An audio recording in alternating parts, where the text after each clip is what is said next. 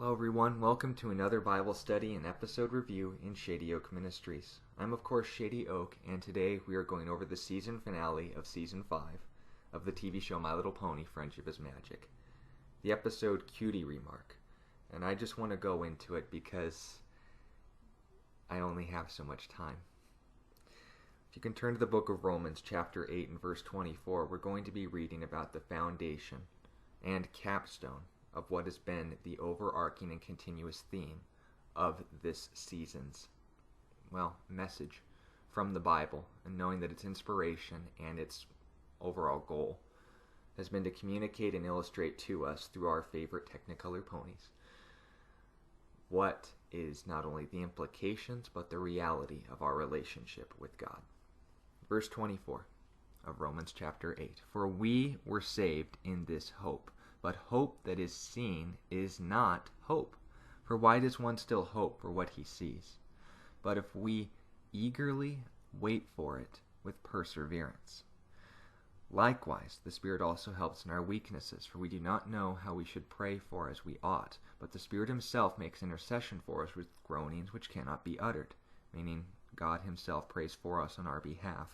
In the way that we don't know how to pray according to his will, God knows his own will, so he's more than happy to fill in the gap for us. Prayer is about accomplishing God's will in our hearts and for us to share the blessing, not to get our hearts set on God's and somehow changing his mind on the matter because we know what the heck we're doing.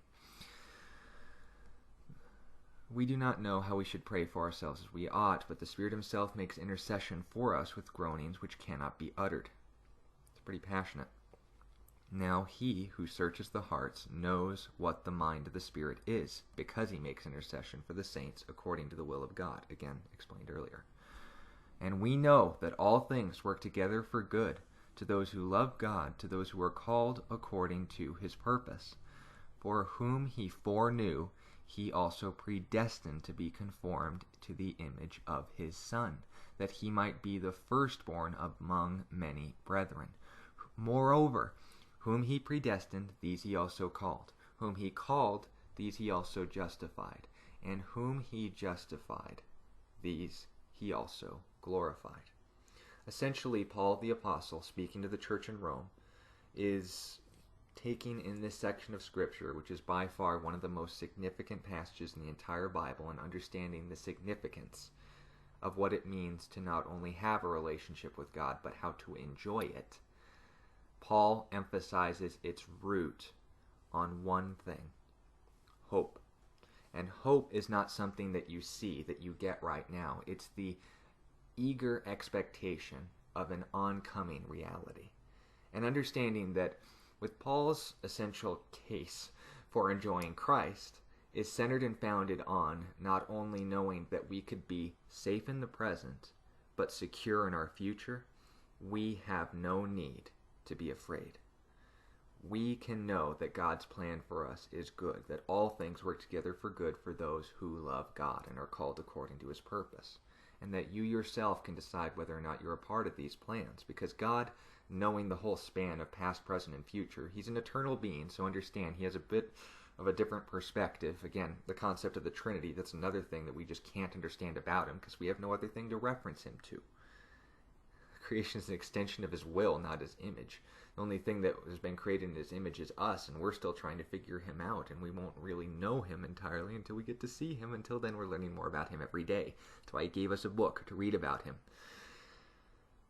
But knowing these things as well, we can know that our future with God is going to be a good one. And with this hope, we recognize and really exemplify and idolize the reality that we shouldn't worry if there's a few twists and turns along the way. That even though a life centered and founded on godliness is a difficult road, the destination is well worth the journey. Look at the journey that Jesus went through to get us to heaven. And knowing that he found it worth it, we call ourselves Christians. We share his heart in saying that the joy set before him was worth the sufferings of this life, and suffer he did. But going into today's episode, I want you guys to not only see, but recognize the beautiful illustration that we got in today's episode, and how to maybe for those of you who know Jesus, to see this in a better, deeper, and more personal light, but maybe for those of you who don't, to see this in a way that perhaps you never even had before. The episode begins with Starlight Glimmer's return. Cue Rainbow Dash's dramatic music over Ghastly Gorge. And, being the deviant little mastermind and communist replique she is, takes the opportunity to mess around with the timeline and essentially get back at Twilight Sparkle for taking away her Cutie Remark program and messing with the Cutie Remark Chronicles episode and changing the timeline so that they would never discover who they were, who they are, and what they were meant to be, to prevent them from getting their cutie marks, just as Starlight Glimmer missed out her opportunity to demonstrate and enforce her own Cutie Remark program. And upon every distortion, alteration, deviation from God's perfect will and plan for their lives that have led them up to Season 5 in this moment, the image only got darker, more depressing, and if not surrounded by nothing short of death. And we remember that this is the very same and the exact mind and mentality that the enemy has for all of our lives. That those who are servants of the enemy want to accomplish his will. And what is the will of the enemy? John 10:10 from the mouth of Jesus himself. The thief does not come except to steal, to kill, and to destroy. But I have come, Jesus speaking, that you may have life and have it more abundantly. And knowing that though it's a difficult journey, the end result is worth it. The enemy is willing to make you feel like you're in heaven if it leads you all the way to hell. And that is a very important distinction to make, because every time Starlight Glimmer interfered with the race that Rainbow Dash was taking a part of, every distraction, every distortion, by lying to them and making them feel like, oh, you shouldn't bully each other, even if God was going to use that to later call them to love each other later. Every, outright devastation, shooting a laser beam at her, or shooting laser beams at each other and causing a distraction, taking advantage of ADD, and keeping you from something that would become vitally important in the future. Understand that it always led to the same end, death. With King Sombra and his Warhammer 40k-esque militaristic takeover all of Equestria in a way that would make military junkies like myself smile, and that it did. With Queen Chrysalis and her changelings making their reappearance, much I assume will be to the chagrin of the fan base, and taking over all of Equestria in the Everfree Forest, and noting that the vital roles that each individual would play, with Discord reinstituting and recreating his reign over Celestia and Luna, with Tyrek just going on a rampage and stealing everyone's potential, with Nightmare Moon establishing her kingdom of eternal night, and just basking in her glory and power instead of becoming the lovable illustration of a redeemed soul like we ourselves are in the show today.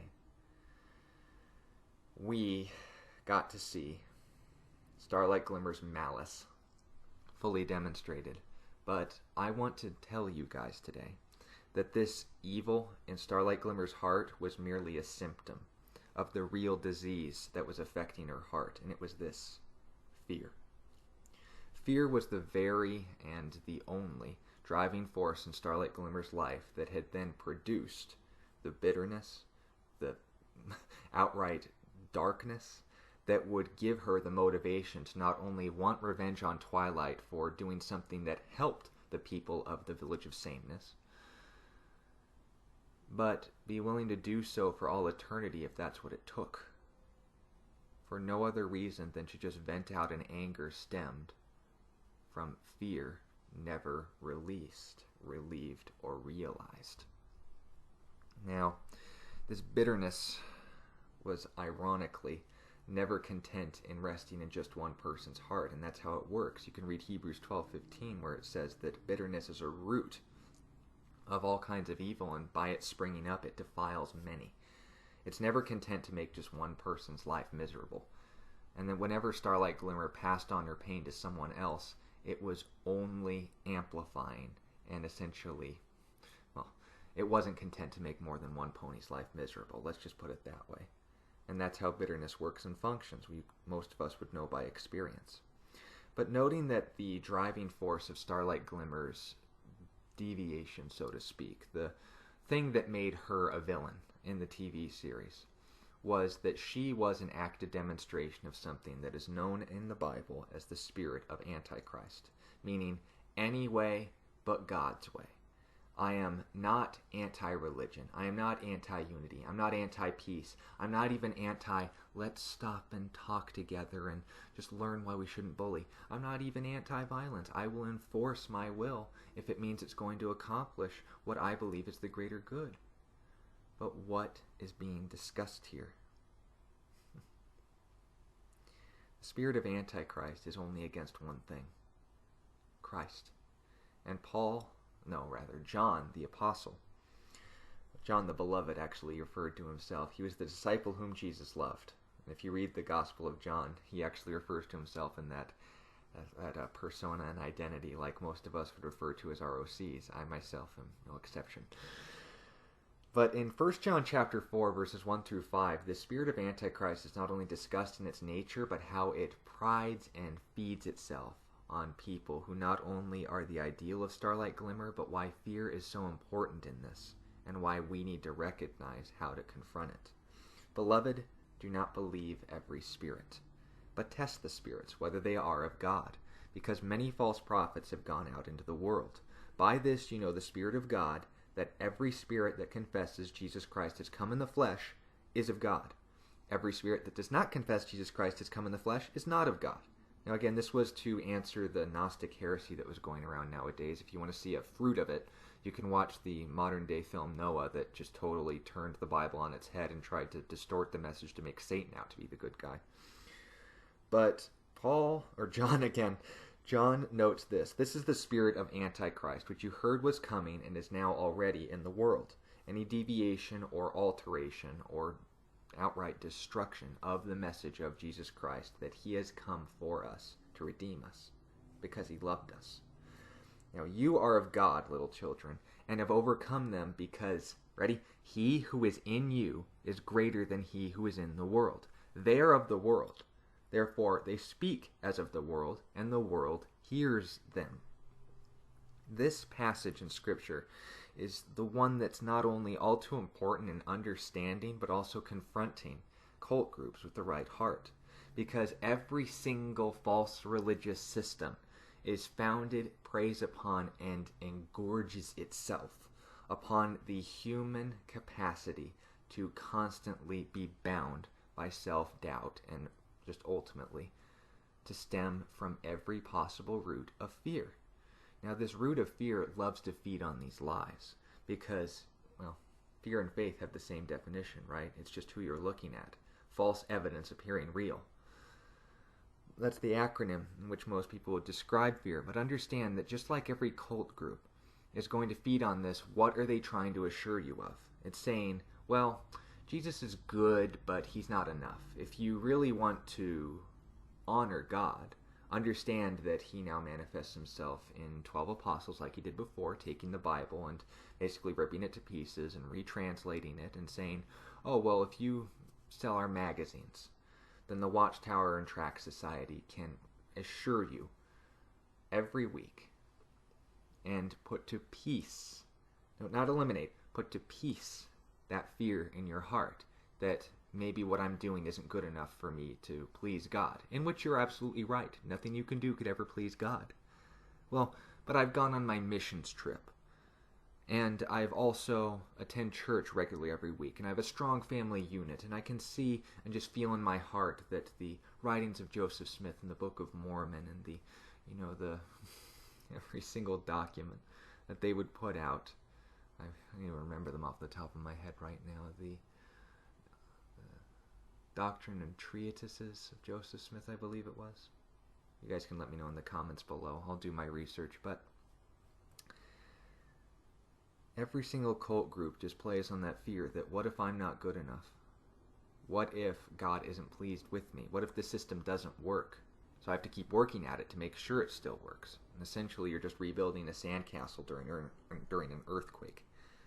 Because just like Starlight Glimmer wasn't willing to invest in anyone else's ability to create harmony than her own strength and her own pride, all rooted in the fear of not wanting to accept the consequences of all the risks involved in such endeavors, we realized that there was actually a deeper root to this fear than we realized. And it was when Starlight had gone back to the beginning. The reason why she had developed such an angry opinion of Cutie Marks and God's calling on people's lives was because she lost her first friend because he got his Cutie Mark. It could have been an excellent ship someday in the future, but we lost it. And why? Because someone had potential, and based off of that fear of losing someone again, because of that outright rejection and heartache and pain, that had resulted in her not only building but enforcing a system that no longer needed Cutie Marks. It drove her pain to other people, but never away from herself, which is why she was willing to eternally suffer with this if it meant causing others to suffer with her, because that's the only way she found peace, by creating and resolving conflict. The ultimate result of her continually turning a blind eye is the sad reality is to most individuals who say, well, I can stop anytime I want to. Now, here's the funny part, kids. The more you practice sin, the better you get at it. It's just like a sport. And with this in mind, she continuously turned a blind eye to how her actions affected and hurt the ponies around her. And this came to its zenith when even shown visually the consequences of her actions, she didn't believe it. She ignored it.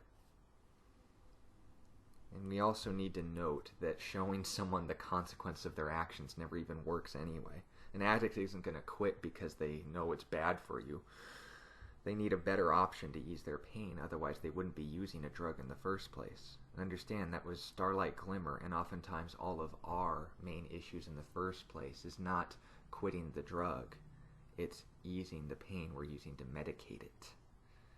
Now, her pursuit, her justification, her vindication, her ultimate cause of ignorance, to reject the very notion that just affecting 6 ponies' lives could change the entire fate of Equestria was this: what makes you so special?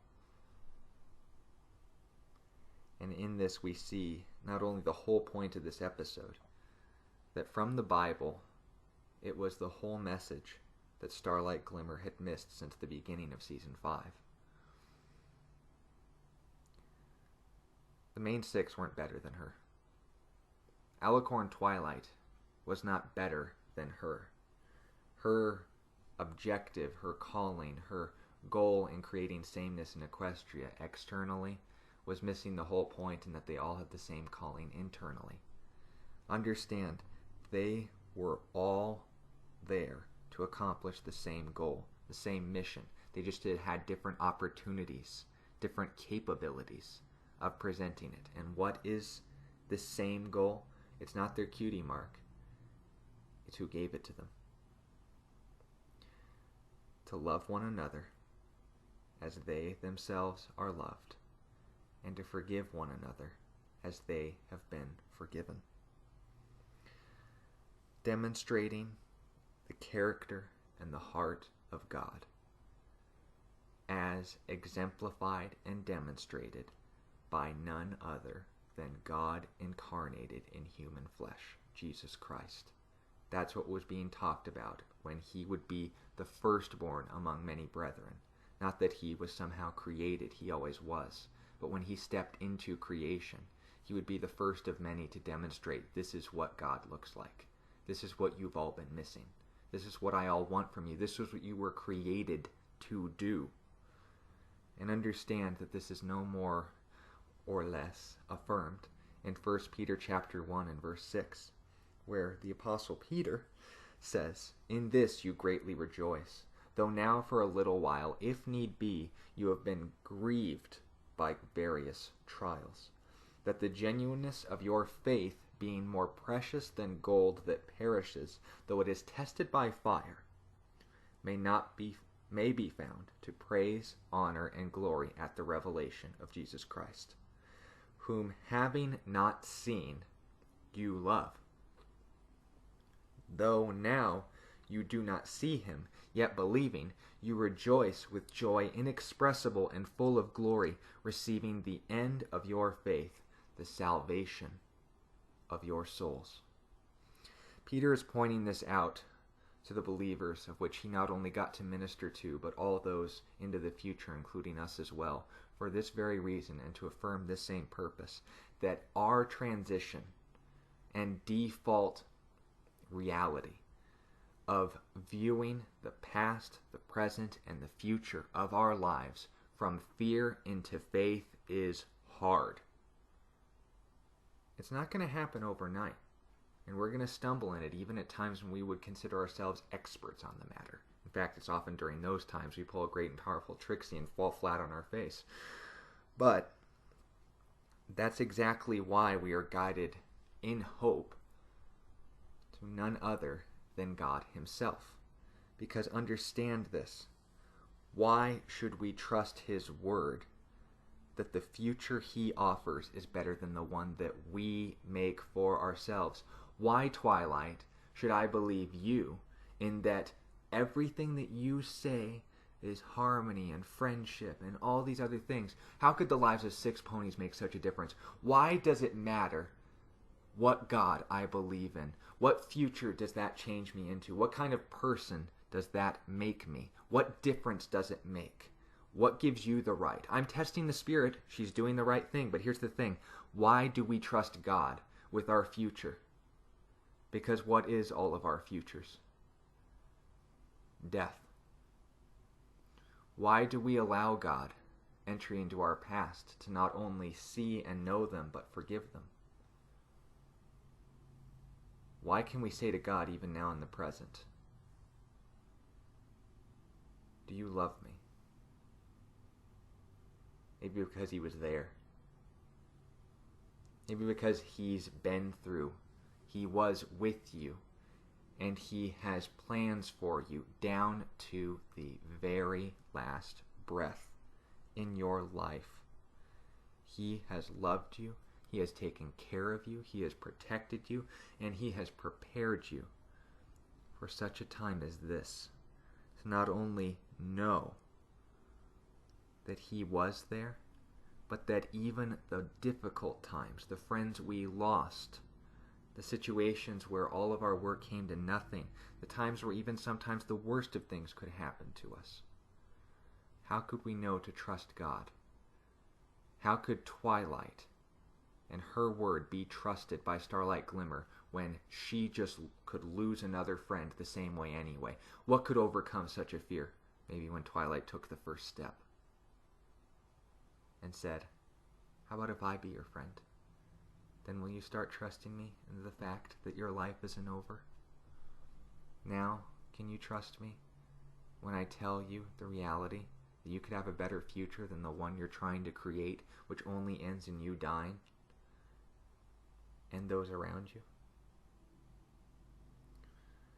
I want to finish with the book of Matthew, chapter 6 and verse 34, where Jesus said, do not worry about tomorrow, for tomorrow will worry about its own things.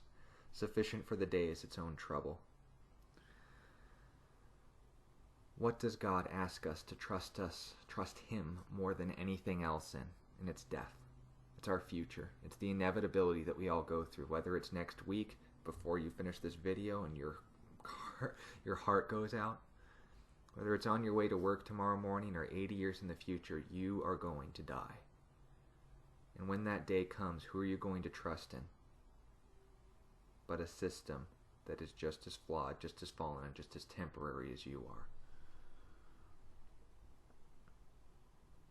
It's waiting for us all.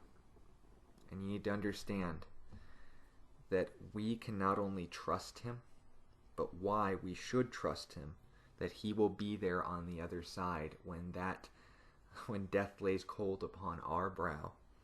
It's because he's been there, and he proved by his resurrection that he's a reliable source. Just like Twilight, visually, personally, and actively went through each and every one of the future results and events that only ended in death, She took it, she endured it, she observed it, and she brought it back and still offered Starlight Glimmer an opportunity to not have to be a part of a future like that. And the same is true for you. The same hands that hold your past, your present, and your future are scarred with the nails that prove, by experience, that hope in him will never be wasted, not only for tomorrow, but today, if you're willing to ask him. Thank you for your time in listening to this study. I hope it's been a blessing to you. If you have questions or would like to discuss more about the episode, I'd be more than happy to do so below. If you'd like to encourage the ministry, leave a like and subscribe. It's a great encouragement, but most importantly, if you know someone who's seen the episode but not its message, if you know someone who would be blessed by this study, maybe has never heard the gospel presented in this way, doesn't know that Jesus cares about their past, their present, and their future, please share this study with anyone you feel not only needs to hear it, but would be blessed by it. Most importantly, thank you for your time in listening to this study. And remember, Jesus not only loves you, but he always will.